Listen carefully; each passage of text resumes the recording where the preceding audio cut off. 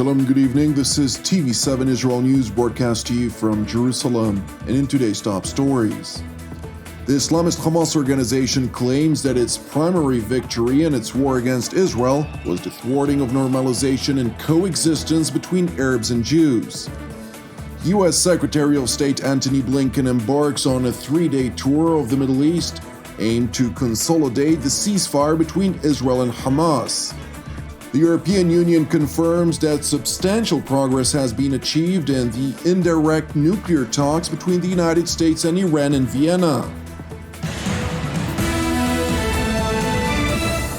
Despite tensions gradually alleviating following the Egyptian brokered ceasefire between the Islamist organizations in the Gaza Strip and Israel, efforts by certain elements to revive the violence on the ground are seemingly relentless. While limited riots were reported at a number of points of friction across the West Bank and Jerusalem over the weekend, the latest incident occurred earlier today when a Palestinian assailant stabbed two Israelis at a light rail stop near Jerusalem's police headquarters, which is situated in the eastern part of the city. Police officers immediately responded by opening fire and neutralizing the attacker. The two Israelis, one of them an IDF soldier, sustained light to moderate injuries. They were both evacuated to a nearby hospital for further treatment. Meanwhile, in the Qatari capital of Doha, Hamas political chief Ismail Haniyeh declared in an acclaimed victory speech broadcast on Palestinian television that the recent conflict between his Islamist group and Israel served as a so-called quantum leap in the battle against the Jewish state. Moreover, Haniyeh, who resides in Qatar, which sponsors Hamas as the Palestinian offshoot of the Muslim Brotherhood, asserted that the main victory pertains to the defeat of the Israeli aspiration to realize coexistence and normalization of relations between Jews and Arabs. هذه المعركة أسقطت أوهام المفاوضات، أسقطت صفقة القرن، أسقطت ثقافة الهزيمة، أسقطت مشاريع التيئيس، أسقطت مشاريع التوطين، أسقطت مشاريع التعايش مع الاحتلال الصهيوني، أسقطت مشاريع التطبيع مع الاحتلال الصهيوني.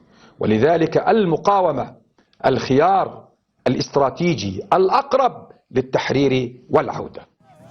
Haniyeh further seized the opportunity to thank Egypt for brokering the ceasefire, Qatar for its diplomatic backing, and Iran for their relentless support for the Islamist organizations in Gaza by means of money, weapons, and technical support. It is important to highlight that beyond the acknowledged support to the Islamist organizations in Gaza, the Islamic Republic of Iran had also launched an armed, unmanned aerial vehicle toward Israel last week on Tuesday in a failed attempt to penetrate Israeli airspace from the country's eastern neighbor Jordan. While the IDF confirmed the attempted breach on the day of the incident, it was during a meeting with visiting German Foreign Minister Heiko Maas, in which Israeli Prime Minister Benjamin Netanyahu unveiled the Iranian origins of the UAV. True backer of much of this aggression is Iran. Iran not only supports completely the Islamic Jihad in Gaza and gives them all the financing, they also give weapons to Hamas as well as to Hezbollah, and they provide the scaffolding on which these organizations really work. While we were engaged in these hostilities a few days ago, Iran sent an armed drone to Israel from Iraq or from Syria. Iranian forces launched a armed drone, which our forces intercepted on the border between Israel and Jordan. And that, I think, says everything on the true patron of terror in the Middle East and in the world, Iran. Meanwhile, in Washington, White House Press Secretary Jen Psaki highlighted that U.S. President Joe Biden is now focused on contemplating a way forward with an apparent aim of ending the decades-old conflict between the Palestinians and Israel. So the president's view is that, and his view from the beginning was that through disciplined, intensive, and quiet campaign of diplomacy, and one where we would lead coordination in the region, we could bring an end to the conflict more quickly than it was intended to be. And it's also important to remember that Hamas is a terrorist organization, that Israel, of course, continues to have the right to defend itself. But what's most important from now forward, in his view, is to contemplate where we go from here.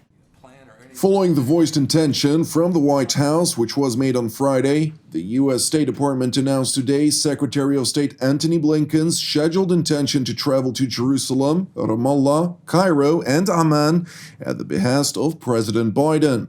The top American diplomat will initially depart for Jerusalem to discuss essential follow-up efforts to consolidate the ceasefire and reduce risks of further conflict over the coming months.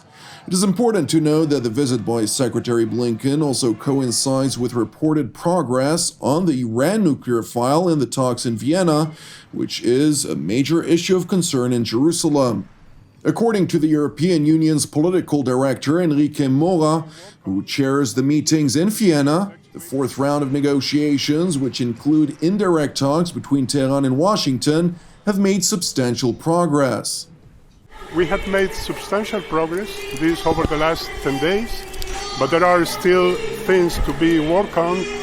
We are still very committed, all the delegations, and me as coordinator, I can tell you that the spirit of compromise is high.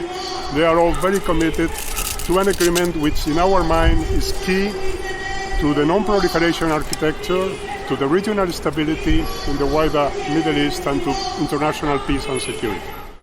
Despite challenges remaining, which evidently pertain to Iran's demands that the U.S. lifts all sanctions, including those which are not related to the nuclear deal, the EU coordinator to the talks is convinced that a final agreement will soon be realized. I will not venture a date because you never know, but I'm quite sure that there will be a final agreement, not far from here. Elsewhere in the Austrian capital, International Atomic Energy Agency Director General Rafael Mariano Grossi confirmed that he reached an agreement with Iran to extend a temporary agreement to allow for continued monitoring of some activities within the Islamic Republic's nuclear facilities. We agreed, number one, that the information collected by our technical equipment at different locations in Tehran is going to be saved and will continue to be under the custody of the agency at every site where it is at the moment. This is number one. And number two, that the equipment and the verification and monitoring activities that we agreed will continue as they are now for 1 month, expiring then on June 24, 2021. The current temporary agreement between the IAEA and Iran, in fact, does not grant the nuclear watchdog any access to the nuclear installations in question, but rather allows technical tools to collect data from the facilities.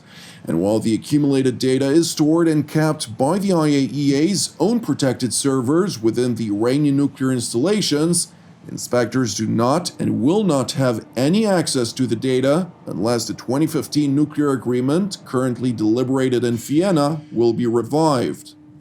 I think we should all be reminded of the fact that this temporary technical understanding is a sort of a stopgap measure, is something that we came up with as a way to avoid, as I was saying before, flying completely blind, losing essential information to allow us, hopefully, if those levels of access are restored for us, so that we can reconstruct what may have been happening.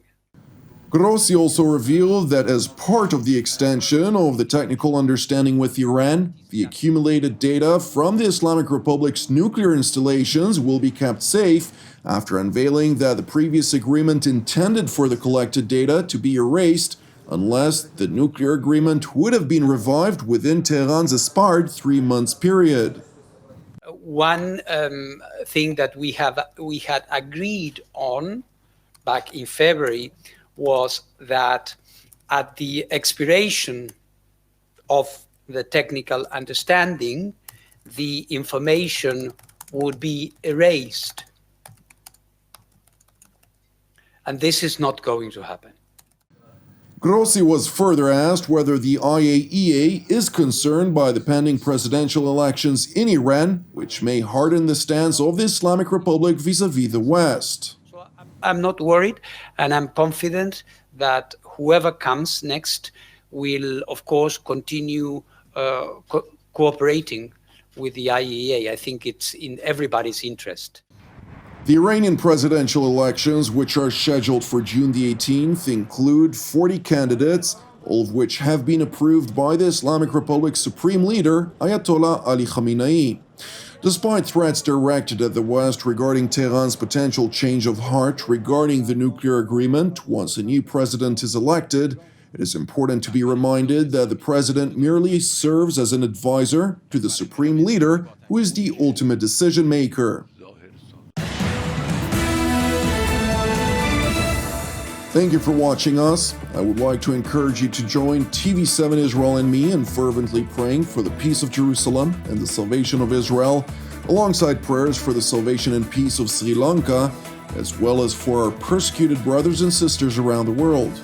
I'm Jonathan Hassan, wishing you a Shavua Tov U'Mevorach, and we will see you again tomorrow at the same time.